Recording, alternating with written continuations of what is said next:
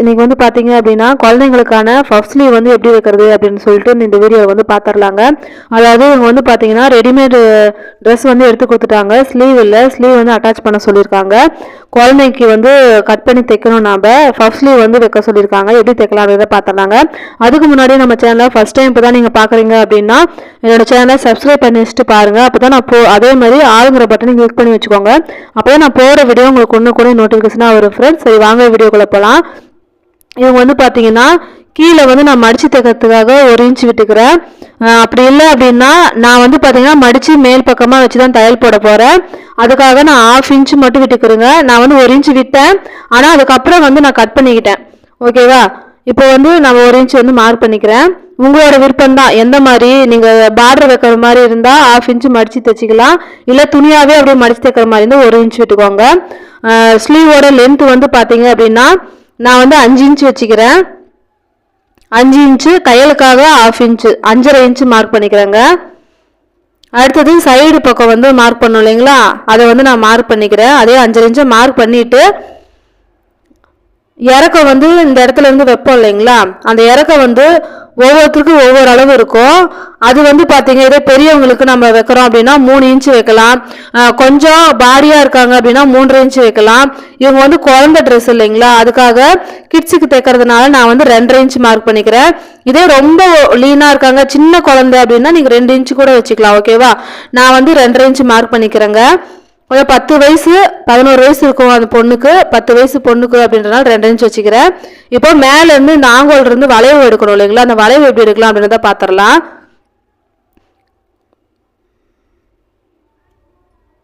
இப்போ பஃபுக்கு வந்து பார்த்தீங்க அப்படின்னா எந்த அளவுக்கு வேணுமோ பஃப் அந்த அளவுக்கு வச்சுக்கோங்க. நான் வந்து பார்த்தீங்க அப்படின்னா 3 இன்ச்சு வந்து மார்க் பண்ணிக்கிறேங்க.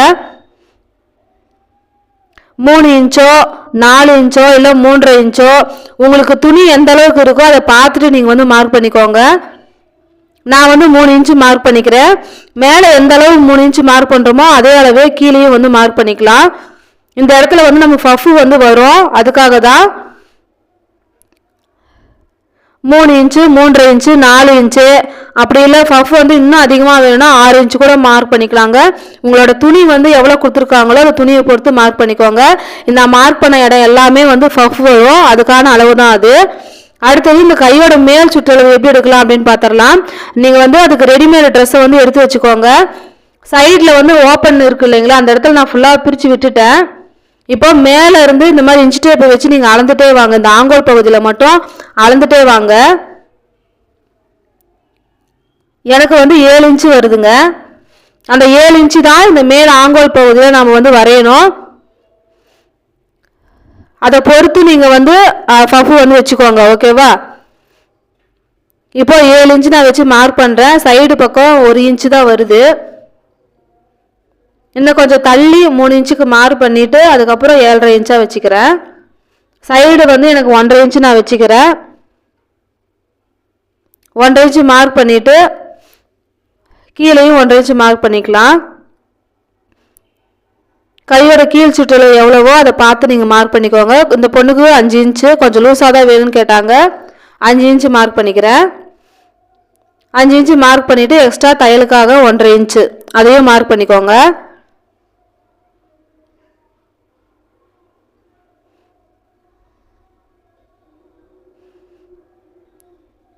இப்போ கையோட மேல் சுற்றளவு வந்து பார்த்தீங்க அப்படின்னா 7 இன்ச்சு இருந்தது இல்லைங்களா, ஏன்னா அளவு ரெடிமேட் ட்ரெஸ்ஸில் என்ன அளவு இருக்கோ 7 இன்ச் இருக்கோ 7.5 இருக்கோ அதை அளந்து பார்த்துட்டு அதுக்கப்புறம் இந்த மாதிரி வளைவு வந்து மார்க் பண்ணிக்கோங்க. 7 இன்ச்சு வர மாதிரி வளைவு வந்து எடுத்துக்கலாம்.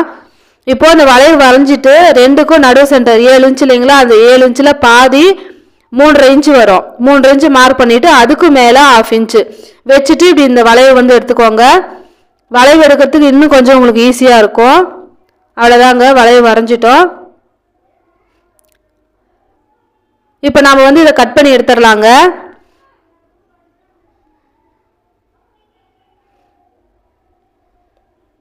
கீழே பாருங்கள், நான் 1/2 இன்ச்சு தான் விட்டுக்கிறேன்.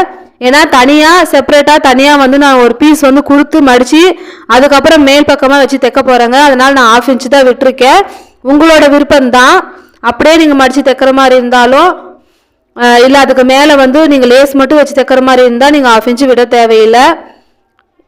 நான் வந்து பார்த்தீங்க அப்படின்னா செப்பரேட்டாக 1 இன்ச்சுக்கு வேறு துணி வந்து கொடுத்து மடித்து தைக்க போகிறேன். அதனால் 1/2 இன்ச்சு தான் தைச்சிருக்கேன்.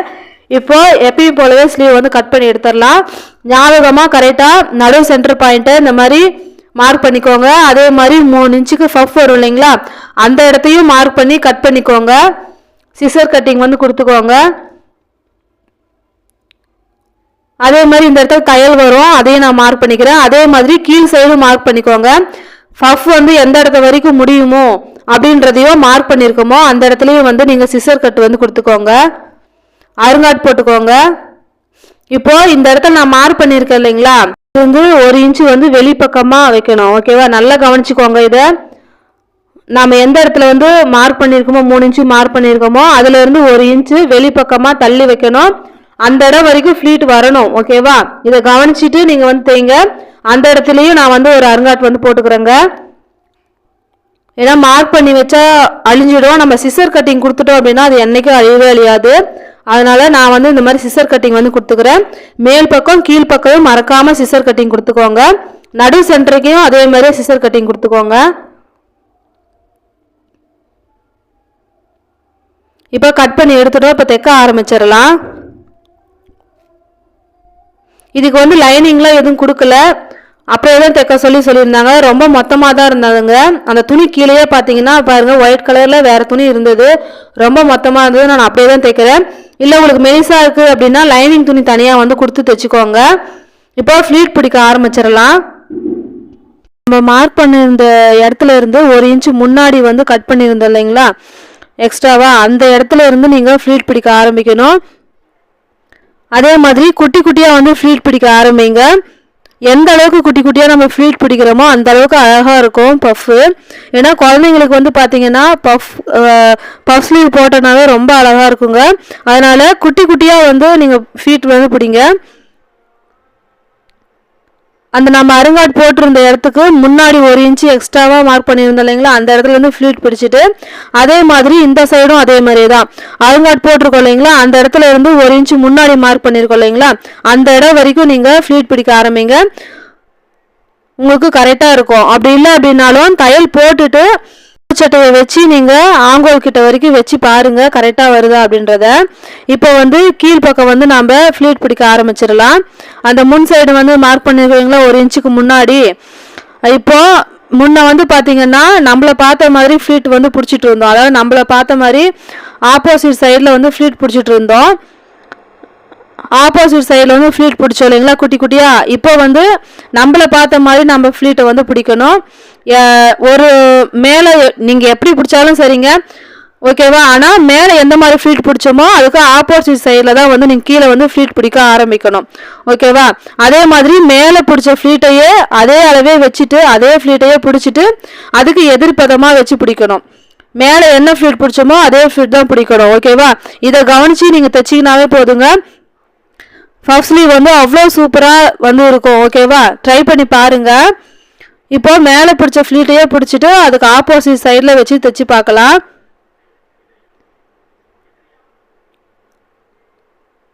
நான் வீடியோவில் காட்டுறது பார்த்தாவே உங்களுக்கு புரியும்னு நினைக்கிறேன்.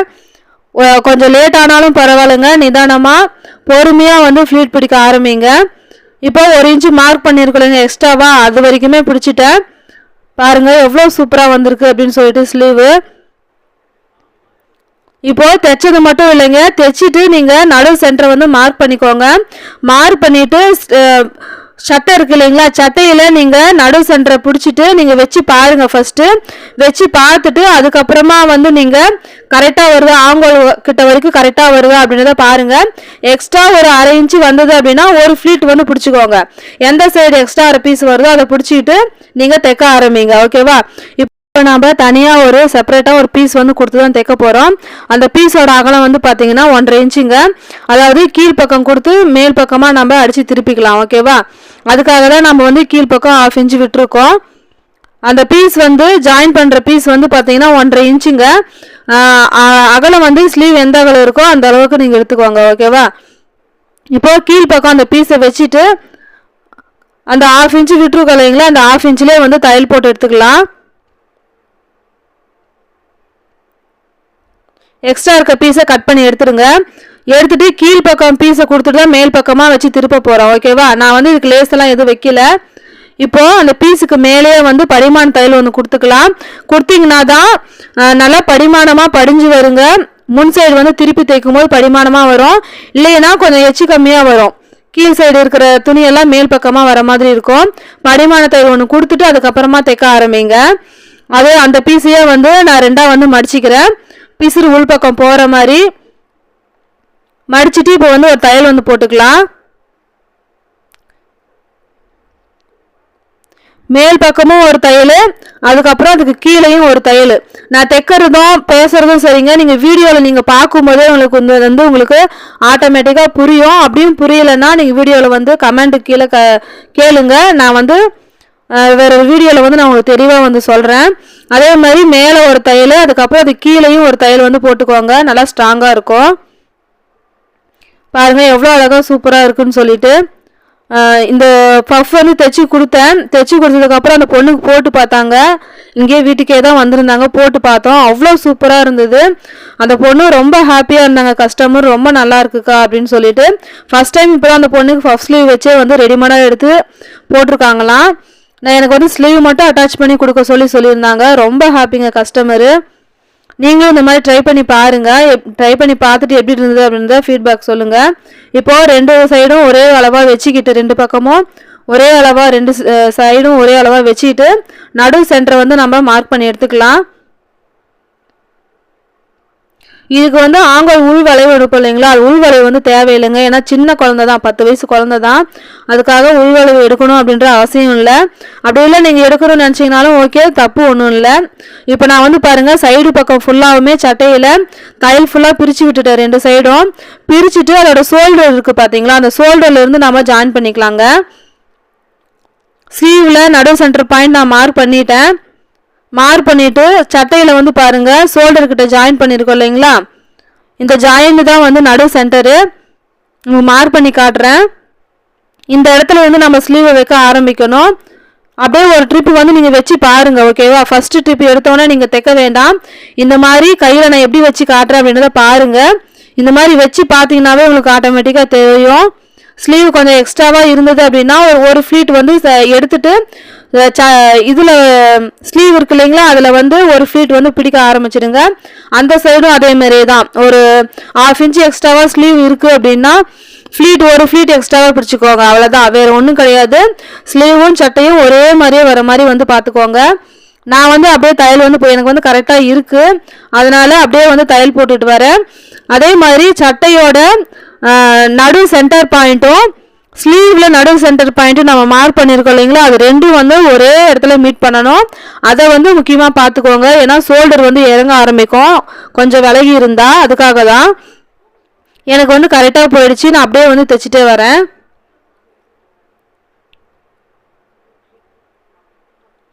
இந்த சட்டைக்கு ஸ்லீவுக்கு வந்து பார்த்தீங்கன்னா லைனிங் நீங்கள் கொடுக்குற மாதிரி இருந்தாலும் கொடுத்து தைச்சிக்கோங்க. இதுவே வந்து மொத்தமாக இருந்ததுங்க.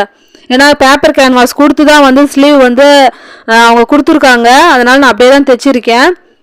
2 சைடும் ஒரே மாதிரி வர மாதிரி வச்சு தையல் போட்டுக்கோங்க ஸ்லீவில். ஏன்னா அளவு மாறாமல் இருக்கும். நம்ம அளவு வந்து மார்க் பண்ணும்போது அளவு வந்து மாறாமல் இருக்கும். நீங்கள் ப்ளவுஸ்லேயும் இந்த மாதிரி அளவு வந்து மார்க் பண்ணலாம். இந்த டிப்பை வந்து நீங்கள் ஃபாலோ பண்ணி பாருங்கள். கையோட கீழ் சுற்றளவு என்ன அளவோ அதை வந்து மார்க் பண்ணிக்கிறேன். மார்க் பண்ணிவிட்டு அதுக்கப்புறம் ஸ்டிச்சிங் போடுவாங்க. அதே மாதிரி ஆங்கோல் சைடு வரும்போதும் 2 சைடு ஒரே மாதிரியே இருக்கா அப்படின்றத பார்த்துட்டு அதுக்கப்புறம் ஸ்டிச்சிங் போடுங்க. இப்போ ஸ்டிச்சிங் போட்டுட்டேன். 2வது அது பக்கத்தில் இன்னொரு தையல் வந்து போடுங்க. அப்போ தான் கஸ்டமர் வந்து கொஞ்சம் டைட்டாக இருக்குது அப்படின்னாலும் பிரித்து விட்டுப்பாங்க. அப்படி இல்லை கொஞ்சம் குழந்தை வந்து கொஞ்சம் பாடி ஆகிடுச்சு அப்படின்னாலும் பின்னாடி வந்து அந்த குழந்தை கொஞ்சம் வளர்ந்த பின்னாடி பிரித்து விட்டுட்டு போட்டுக்கலாங்க. நம்மக்கிட்ட வர வேண்டிய அவசியம் இருக்காது. அதே மாதிரி இந்த சைடும் வந்து நான் ஸ்லீவ் அட்டாச் பண்ணிவிட்டு உங்கள்கிட்ட காட்டுறேன். அவ்வளோ சூப்பராக இருந்ததுங்க. ஸ்லீவ் பார்க்கும்போது அந்த குழந்தைய போட்டுட்டு காட்டினது அந்த பொண்ணு அவ்வளோ அழகாக இருந்தது. அக்கா ரொம்ப நல்லா இருந்ததுக்கான்னு சொல்லி அந்த பொண்ணு ரொம்ப ஹாப்பியாக இருந்தாங்க. அதே மாதிரி இன்னொரு ஸ்லீவ் நான் தைச்சிட்டு உங்ககிட்ட காட்டுறேங்க.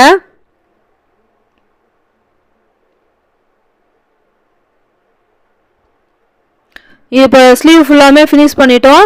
நீங்கள் வந்து பார்த்தீங்க அப்படின்னா லேஸ் வச்சு தைச்சிங்க அப்படின்னா இன்னும் நல்லாயிருக்கும். நான் வந்து வைக்கல, ஏன்னா எந்த ஒர்க்குமே வந்து இந்த ஸ்லீவில் வந்து கொடுக்கல, ஸ்டோன் ஒர்க்கு தான் கொடுத்துருந்தாங்க. அதனால் நான் எந்த ஒர்க்குமே கொடுக்கல. அதுவும் இல்லாமல் அர்ஜென்ட்டுன்னு சொல்லிட்டு ஒரே நாள்லேயே நிறைய ஆர்டர்ஸ், ஆடி மாதம் முகூர்த்தம் எல்லாம் முடிஞ்சிருச்சு இல்லைங்களா. ஆடி மாதம் நிறைய கல்யாண முகூர்த்தம் சீசனுங்க. காலையில் கொடுத்துட்டு சாயந்தரம் ஈவினிங்லாம் எனக்கு வேணும்னு சொல்லிட்டு வந்து கொடுத்துருந்தாங்க. அதனால என்னால் எந்த ஒர்க்குமே அவ்வளோவா முடிக்க முடியல. கொஞ்சம் பார்த்து தான் ஃபினிஷிங் பண்ணேன். இந்த வீடியோ உங்களுக்கு பிடிச்சிருக்கும்னு நினைக்கிறேன் ஃப்ரெண்ட்ஸ். இந்த வீடியோ பிடிச்சிருந்தா ஒரே ஒரு லைக் கொடுங்க. அதே மாதிரி இதுக்கு வந்து பார்த்தீங்கன்னா பெல்ட் கொடுத்துருந்தாங்க ரெடிமேடாகவே, ரொம்ப நல்லா இருந்ததுங்க. நான் வைக்கலான்னு பார்த்தேன், துணி இருந்தது, பெல்ட் வச்சு தைக்கலான்னு பார்த்தேன். அதுக்கப்புறம் பார்த்தீங்கன்னா இவங்களே கொடுத்துருந்தாங்க ரெடிமேடாக, அவங்களே தைச்சி கொடுத்துருந்தாங்க. அதுவே வச்சு தைச்சிட்டேன். ஸ்லீவ் எப்படி இருக்குது அப்படின்னு பாருங்கள் ஃப்ரெண்ட்ஸ்.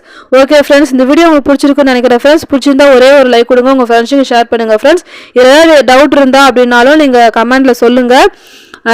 டைலரிங் எந்த டவுட்டாக இருந்தாலும் சொல்லுங்கள் ஃப்ரெண்ட்ஸ். Bye friends.